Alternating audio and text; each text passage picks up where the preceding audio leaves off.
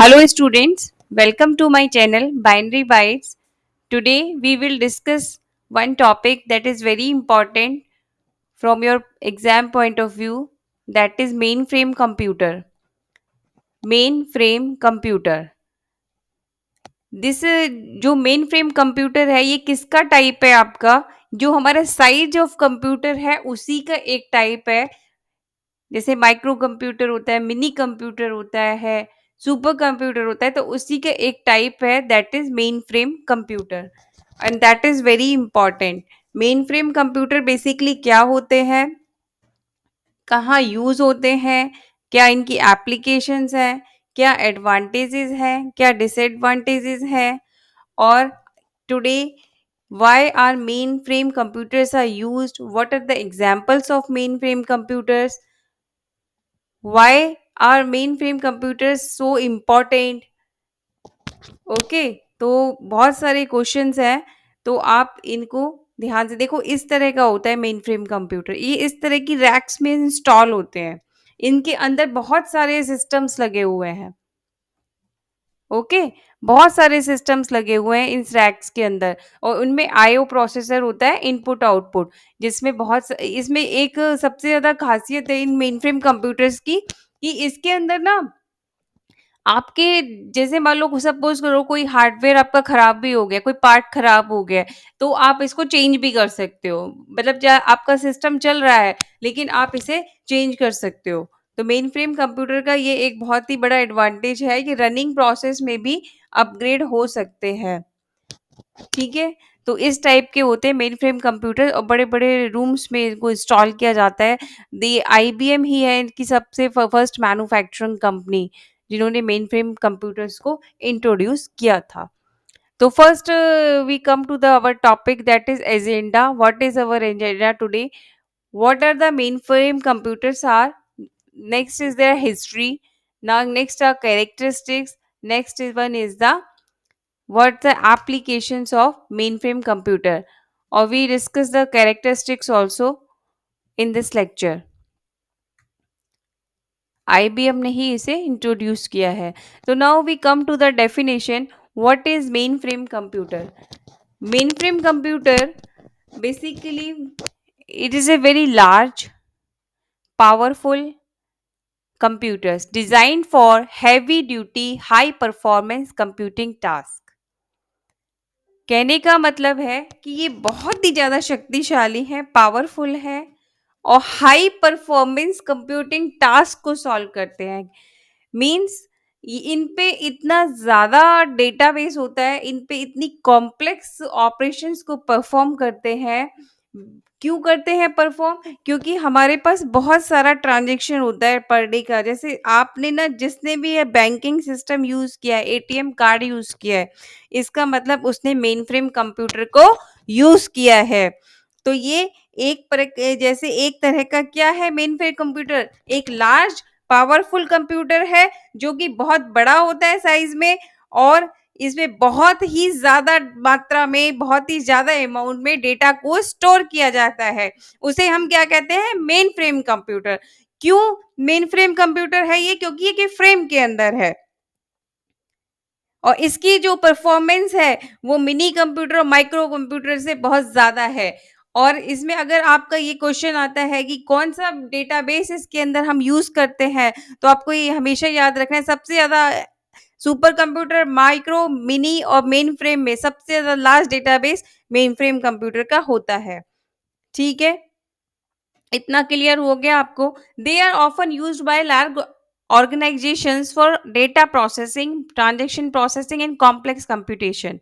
कहने का मतलब है कि जैसे आप इंटरनेट पे, जैसे फेसबुक यूज करते हो, व्हाट्सएप यूज करते हो, इंस्टाग्राम यूज करते हो, जितने भी आप ऑनलाइन प्लेटफॉर्म यूज करते हो, उनका सर्वर सबका मेन फ्रेम ही होता है.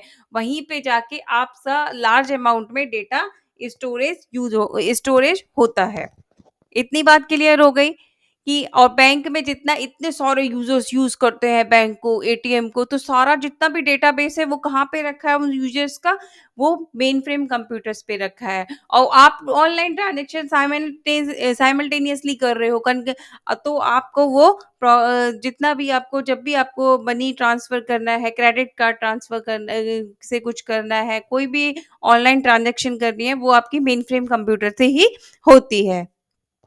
अब इसमें नेक्स्ट आता है कि मेन फ्रेम कंप्यूटर की अगर सिंपल डेफिनेशन बात की जाए तो क्या है, these are very large and expensive computer, ये बहुत महंगे होते हैं, कैपेबल ऑफ सपोर्टिंग 100 और इवन 1000 ऑफ यूजर साइमल्टेनियसली, बहुत सारे यूजर इसमें एक साथ काम कर सकते हैं। और ये हाई परफॉर्मेंस कंप्यूटर्स होते हैं with large amount of memory and data processor, इनमें बहुत सारा मेमोरी होता है और डेटा प्रोसेसर भी बहुत सारे होते हैं, that process billions of simple calculation and transaction in real time. आप ये क्या करते हैं कि आप ये देखो, इनमें जो ट्रांजेक्शन हो रही है वो सिंपल हो रही है, ये नहीं है कि बहुत टफ काम कर रहे हैं, साइंटिफिक को रिसर्च नहीं कर रहे हैं, ये सिंपल काम को लेकिन लार्ज अमाउंट में कर रहे हैं। यही मेन फ्रेम और सुपर कंप्यूटर में मेन डिफरेंस है। इतना मुझे लगता है आपको क्लियर हो गया होगा कि अब आपको कोई पूछे सोशल मीडिया प्लेटफॉर्म है जैसे फेसबुक, व्हाट्सएप, इंस्टाग्राम, यूट्यूब, ये इनका सब डेटा कहाँ है, ये मेन फ्रेम कंप्यूटर्स में ही स्टोर है। तो mainframe computer are performance computer, high performance computer with large amount of memory and data processor that process billion of simple calculation transactions in real time. Okay. For example, the IBM Z13 mainframe is capable of processing 2.5 billion transactions per day. जो IBM का Z13 है, ये इतने सारे processing कितनी करता है, 2.5 billion transaction per day के हिसाब से ये कर देता है। इतना आपको क्लियर हो गया? मुझे लगता है कि अब आपको समझ आ गया होगा कि मेन फ्रेम कंप्यूटर्स क्या होते हैं और ये किस तरह से काम करते हैं। ठीक है, और अब मैं इसकी थोड़ी-सी आपको कैरेक्टरिस्टिक्स बताती हूँ कि ये मतलब फीचर्स क्या है मेन इनके। तो इनमें प्रेज़ेंस होती है, कितनी प्रेज़ेंस होती है? 2-3 प्रोसेसर, मल्टीपल प्रोसेसर होते हैं, मल्टीपल आईओ कार्ड्स लगते हैं, हाई स्टोरेज कैपेसिटी होती है, मल्टीपल ऑपरेटिंग सिस्टम होता है इनकी मशीन पे। फॉर फॉर सेंसिटिव डेटा और फॉर नेटवर्क पे जितना भी आपका नेटवर्क सिक्योरिटी प्रोवाइड करते हैं, सिक्योरिटी कॉन्फ़िगरेशन करते हैं लार्ज अमाउंट में, और इनकी जो सिक्योरिटी कंपनीज़ हैं, वो भी इनका बहुत अच्छे से डेटा को सिक्योर करके रखती हैं। हाई लेवल ऑफ रिलायबिलिटी बहुत ज़्यादा है इन कंप्यूटर्स की, बहुत रिलायबल है, परफॉर्मेंस बहुत अच्छा रहता है। ठीक है, तो these are the advantages of main characteristics of mainframe computer. Now we discuss some examples of mainframe computers and their companies that produce them. जो जो कंपनियां इन मेन फ्रेम कंप्यूटर्स को बनाती हैं उसके बारे में हम थोड़ा सा डिस्कस कर लेते हैं। ये जैसे इंटरव्यू में इस तरह के क्वेश्चंस बहुत पूछे जाते हैं कि कौन कौन सी कंपनियां मेन फ्रेम कंप्यूटर्स को बनाती हैं। फर्स्ट है आईबीएम, मैंने आपको पहले ही बताया था, international business machine Z series है इसकी, IBM Z O S, this operating system है। हाँ, एक बात और है इनकी कि ना मेन फ्रेम कंप्यूटर्स में ऑपरेटिंग सिस्टम वो जैसे सिंपल हमारे और माइक्रो कंप्यूटर्स में होते हैं वो यूज नहीं करना है हमें, इनके लिए स्पेशल डिजाइंड ऑपरेटिंग सिस्टम होते हैं, वही हम इन्हें यूज करेंगे। IBM is the most well-known manufacturer of mainframe computer. IBM Z series running the Z operating system. It is used in various industries including banking, finance, healthcare for critical transaction processing and data management. तो कहाँ कहाँ use हो रहा है, ये finance में बहुत use हो रहा है, बैंकिंग में हो रहा है, एयरलाइंस में, रिजर्वेशन में, रेलवे रिजर्वेशन में, सब जगह हम क्या यूज करते हैं, मेन फ्रेम कंप्यूटर को यूज करते हैं। क्योंकि आप देखो कितना डेटाबेस होता है, ऑनलाइन टिकट कर रहे हो, कभी कैंसिल कर रहे हो, कभी अपडेट कर रहे हो, और बहुत सारे यूजर्स एक ही टाइम में इतनी सारी टिकट्स करते हैं, कोई कैंसिल, इतनी सारी ट्रेन, सारा डेटा हमारा मेन फ्रेम, वो जो बैकएंड पे काम हो रहा है वो मेन फ्रेम कंप्यूटर पे हो रहा है। जो आपका टिकट कर रहा है वो आपका सिंपल माइक्रो कंप्यूटर है, लेकिन जहाँ जितना भी डेटा स्टोर हो रहा है वो सब किस पे हो रहा है, मेन फ्रेम कंप्यूटर पे हो रहा है। तो फाइनेंस में है, हेल्थ केयर में है, हेल्थ केयर में हॉस्पिटल में जितना भी डेटाबेस होता है वो इनका सर्वर लगा होता है, उस पे सारा स्टोर होता रहता है। तो इतनी सारी ट्रांजैक्शन प्रोसेसिंग करनी है, पूरे डेटा को मैनेज करना है, तो इसके लिए हमें मेन फ्रेम कंप्यूटर की जरूरत पड़ती है।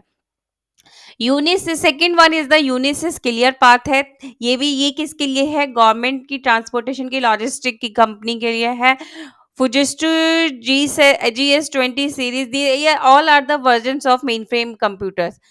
Okay, G21 series of mainframe is designed for business and in various sectors including manufacturing, finance and telecommunication. Hitachi का है VSP mainframe. VSP is the virtual storage platform for, ये भी सब health care, finance, इन्हीं सब में main frame की main applications है। वेब वेब एप्लीकेशंस में, तो जितनी भी आपकी बड़ी बड़ी कंपनियां हैं, इन दो जितना भी इनमें ट्रांजैक्शन होता है, जितना भी लेन देन कह सकते हो, कमर्शियल डेटाबेस है, उसको मैनेज करना है, ये सब मेन फ्रेम के द्वारा, मतलब द्वारा ही परफॉर्म होता है। और ये बहुत ही ज़्यादा रिलायबल होते हैं, इनकी प्रोसेसिंग पावर अच्छी होती है, बहुत ज़्यादा इतना कॉम्प्लेक्स डेटा को अच्छे से कैलकुलेट कर देते हैं। These are the main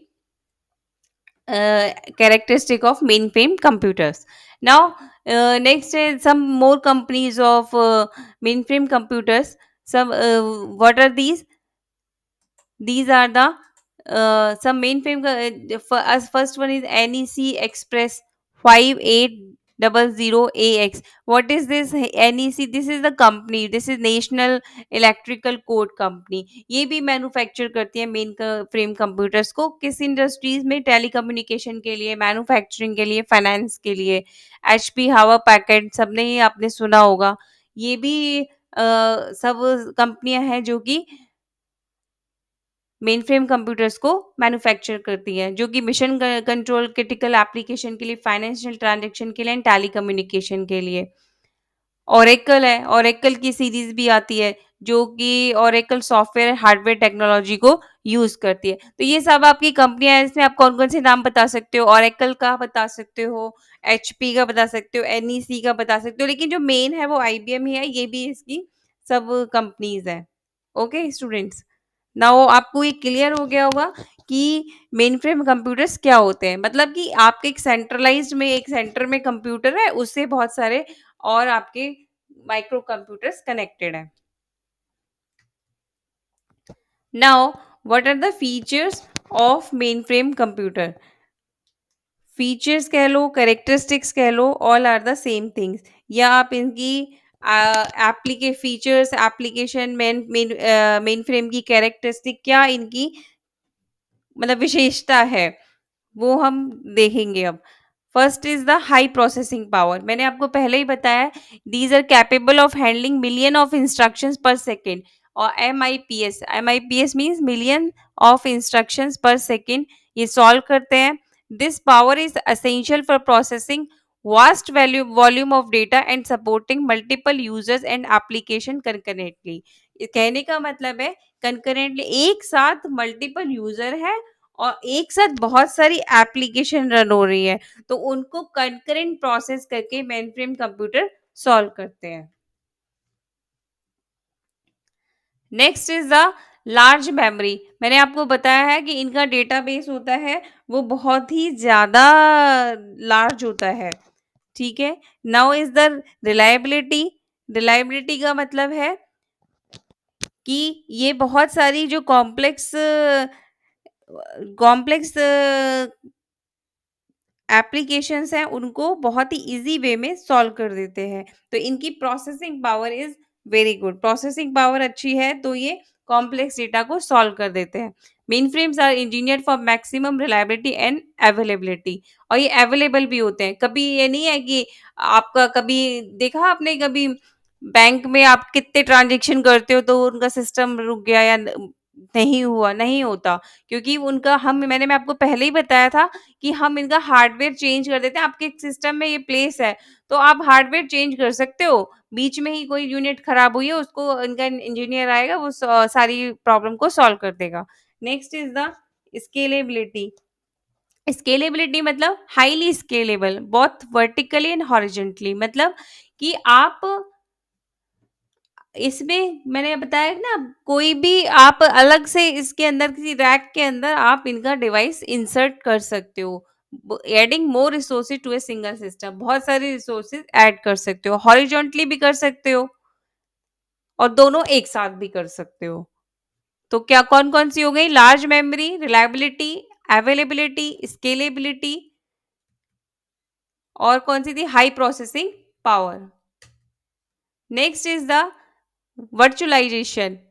Virtualization means mainframe pioneered the concept of virtualization, allowing multiple virtual machines to run concurrently on a single physical machine. This technology enabled different resources allocation and utilization. मैंने आपको बताया है पहले ही कि बहुत सारे जो multiple virtual machines हैं और उनको रियल टाइम में रन करने के लिए हम इनको यूज़ करते हैं। जैसे कोई भी आपको रिसोर्स एलोकेट करना है, उसको यूटिलाइज़ करना है, तो मेनफ्रेम यूज़ होता है। Next is the security. Security are renowned for the robust security feature. They are offer hardware based encryption, access control, auditing, capability to protect sensitive data, ensure compliance and industry regulation। कहने का मतलब है कि जैसे आप लोग bank में अपना अकाउंट रखते हो, उसको पूरा सेव करके रखना और उसमें सिक्योरिटी प्रोवाइड करना, किसका पासवर्ड है, किसका क्या यूजर नेम है, कौन सा किससे रिलेटेड है, उसकी आईडी क्या है, हर एक यूजर का डेटाबेस स्टोर करना और उसको सिक्योरिटी प्राइवेट प्रोवाइड करना एक बिग चैलेंज है। तो ये लेकिन ये सबको अच्छे से सिक्योरिटी प्रोवाइड करते हैं, इतनी सेंसिटिव, और सर्वर पे भी सिक्योरिटी प्रोवाइड करते हैं, तो इसीलिए ये बहुत ही ज़्यादा सिक्योर भी है। Next is the high IO, high input and output throughput. इनका जो mainframes are optimise for high input output throughput, making them suitable for tasks that involve extensive data input and output such as large scale database operation and batch processing। ये किस इनकी जो performance है बहुत अच्छी है, high high input output throughput है, जो कि इनको जितने भी हमारे डेटा इनपुट आउटपुट होते हैं लार्ज स्केल में, उनको बैच प्रोसेसिंग में भी करने की ये क्षमता रखते हैं। ठीक है, इतना क्लियर हो गया। Batch processing, mainframe excel at batch processing where jobs are executed in a predetermined sequence without user interaction। Without user interaction ये सारे आप डायरेक्टली मेन फ्रेम कंप्यूटर से कोई ना कनेक्ट होते हो, आप सीधे आप सिंपल यूजर हो, आप कनेक्ट होते हो, बैकएंड पे कनेक्ट नहीं होते आप, सिंपल माइक्रो जो यूजर है, जो मैनेजर है, उससे कनेक्ट होते हो, लेकिन ये सारा डेटा आपका मेन फ्रेम कंप्यूटर्स में स्टोर होता है। ठीक है, next is the redundancy. Mainframe redundant मतलब मल्टीपल लेवल पे आपका, जैसे mainframe often incorporate redundancy at multiple levels including power supply, processor, memory, storage to ensure system availability and data integrity. कहने का मतलब है कि हमारा जो कॉपी डेटा नहीं होता, कि जो जिसका डेटा है वो उतना उसी का रहता है। जो आपने टिकट बुक कराई है तो आप ही को मिलेगा वो, कि आपने अपने पैसे निकाले हैं तो जितने निकाले हैं वो आपको ही मिलने वाले हैं। ठीक है, नाउ तो ये जो मेन एरिया है हमारे, अगर हम डिस्कस करें, वो हमारे बैंक ही है, एयरलाइंस है, रेलवे है, हॉस्पिटल है, फाइनेंशियल जितने भी इंस्टीट्यूशन, फाइनेंस का स्टोरेज होता है। और जैसे फॉर एग्जांपल यहाँ पे हम ना वो करते हैं, फेसबुक हो गया, ये जितने भी आपके ऑनलाइन प्लेटफॉर्म है, ये सब मेन फ्रेम से रिलेटेड है। नेक्स्ट एक आपका आपने सुना होगा, वो जब हम पॉपुलेशन को काउंट करते हैं, वो भी मेन फ्रेम कंप्यूटर्स के द्वारा ही होता है। क्योंकि वहाँ पे इतना सारा लार्ज डेटाबेस, जैसे आधार कार्ड आपने सबने बनवाया होगा, आधार कार्ड बनवा रहा है, पैन कार्ड बनवा रहा है, तो उनका भी सारा डेटाबेस हमारा मेन फ्रेम में ही जाके स्टोर होगा। लॉन्गेविटी, लॉन्गेविटी का मतलब है कि यहाँ पे इनका लाइफ स्पेन ज़्यादा होता है। कितना ज़्यादा होता है कि क्योंकि इसमें ये नहीं है कि ये खराब हो गए तो आपको एक पूरा सिस्टम ही चेंज होगा, नहीं, उसी हम सेम पार्ट को भी चेंज कर सकते हैं। Compatibility and legacy support. Mainframes can run older legacy application and software, allowing organizations to continue using critical software that may not be easily migrated to modern platform. हाँ, इनके ये नहीं है कि आपका compatible है कि किसी भी प्लेटफॉर्म पे आप इन्हें चला सकते हो। Centralized management. Mainframe provide centralized management tools and utilities for system administration to monitor and manage resources efficiently. सारे क्योंकि सेंट्रल सिस्टम होता है तो जितने भी रिसोर्सेज होते हैं उनको ये मैनेज करता है। अगर हम इनके कंपोनेंट्स की बात करें तो सेम जितना जो कंप्यूटर का कंपोनेंट्स माइक्रो उसमें होते हैं सुपर में, वैसे ही इनमें होते हैं, लेकिन प्रोसेसिंग कभी भी कोई बात होती है तो कॉन्फ़िगरेशन और प्रोसेसिंग हमारी चेंज होती है। फॉर एग्जांपल इसमें कंट्रोल यूनिट है जो कि कंट्रोल करती है जितने भी प्रोसेसिंग जितने भी आईओ प्रोसेसर्स लगे हैं उन सबको। स्टोरेज यूनिट होती है जो कि सारे जो इन्फॉर्मेशन उसे स्टोर करती है और जिससे हम डेटा को एक्सेस और रिट्रीव कर सकते हैं। मल्टी प्रोसेसर होता है इसमें भी, और मल्टी प्रोसेसर एक नहीं बहुत सारे होते हैं। मदरबोर्ड होता है और इसमें क्या है डिफरेंट डिफरेंट टाइप के मदरबोर्ड है, जितने सिस्टम होंगे उतने ज़्यादा वो हो गए मदरबोर्ड। उसमें रैम और आपका रोम सारी मेमोरीज होती हैं। इनपुट आउटपुट चैनल्स होते हैं इसमें। ठीक है बेटा। आईओ चैनल्स होते हैं क्योंकि सिस्टम बहुत ज़्यादा बड़े बड़े होते हैं ये। सेंट्रलाइज्ड मैंने आपको बताया, इनका सेंट्रलाइज्ड मैनेजमेंट में सेंट्रलाइज्ड सर्वर होता है जो कि सिस्टम की परफॉर्मेंस को बेहतर करता है हमेशा। और इसमें एक टाइम शेयरिंग का भी फीचर होता है। टाइम शेयरिंग का याद रखो, जिसमें ये जिसमें एक कई यूज़र एक ही टाइम पर काम कर सकते हैं। ये नहीं कि आप एक ही यूज़र उस टाइम पे कितने लोग टिकट कराते हैं एक ही बार में, पूरे पूरी दुनिया से टिकट होती है। ठीक है? Next, high performance networking.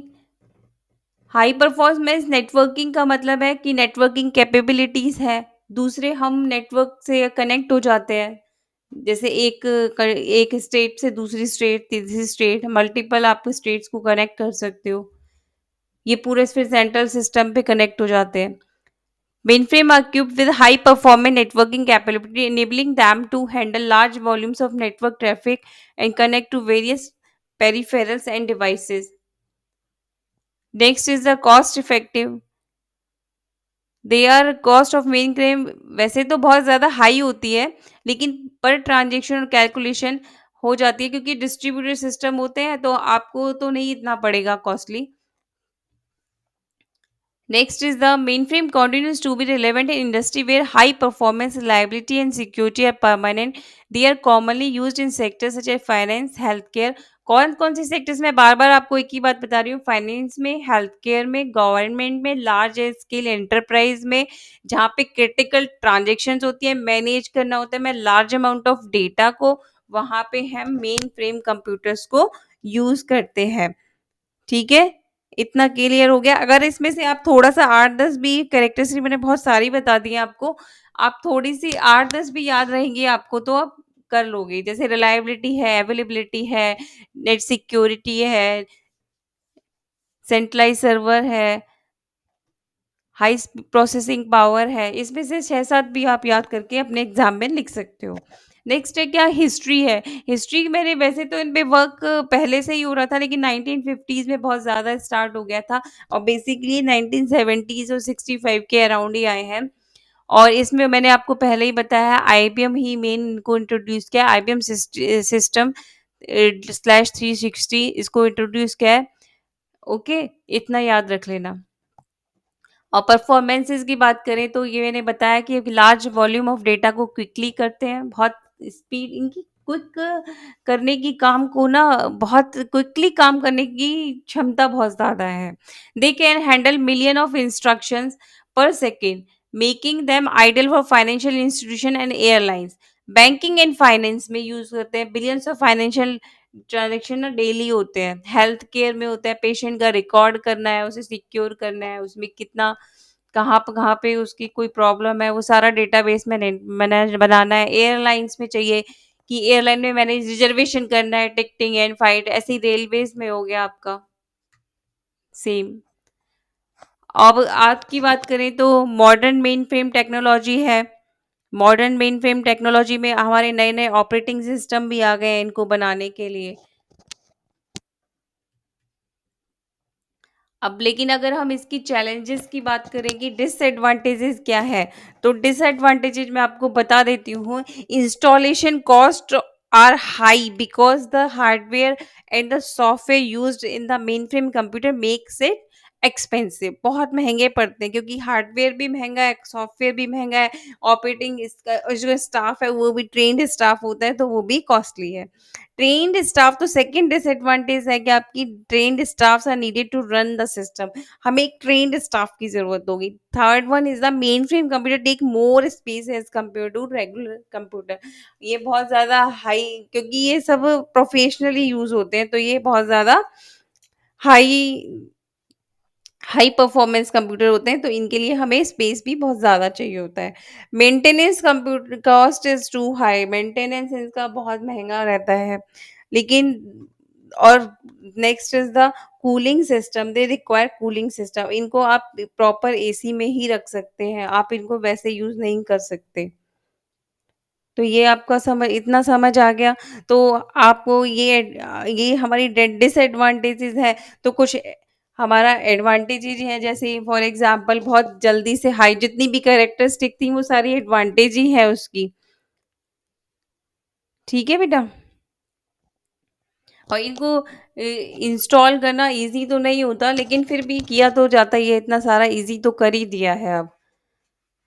तो इन कंक्लूजन हम बात करते हैं कि मेन फ्रेम कंप्यूटर्स ना बहुत, जितनी भी कंपनीज हैं इनका बैकबोन है, बैकबोन ऑफ मैनी इंडस्ट्रीज।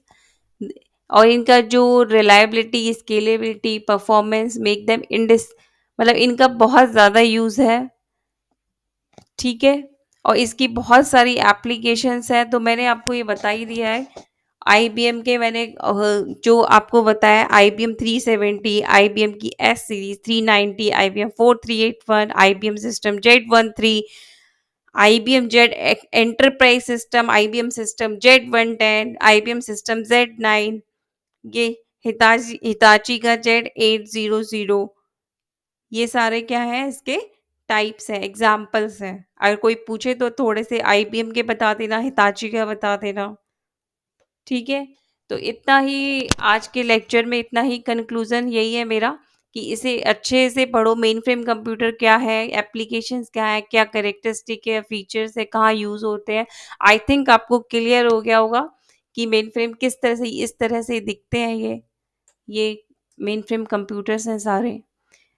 और इससे रिलेटेड क्वेश्चन आंसर हम नेक्स्ट वीडियो में डिस्कस करेंगे। अगर आपको थोड़ा सा भी इंफॉर्मेटिव लगा हो वीडियो, तो इसे काइंडली शेयर करें, लाइक करें, सब्सक्राइब करें बाइनरी बाइट्स को।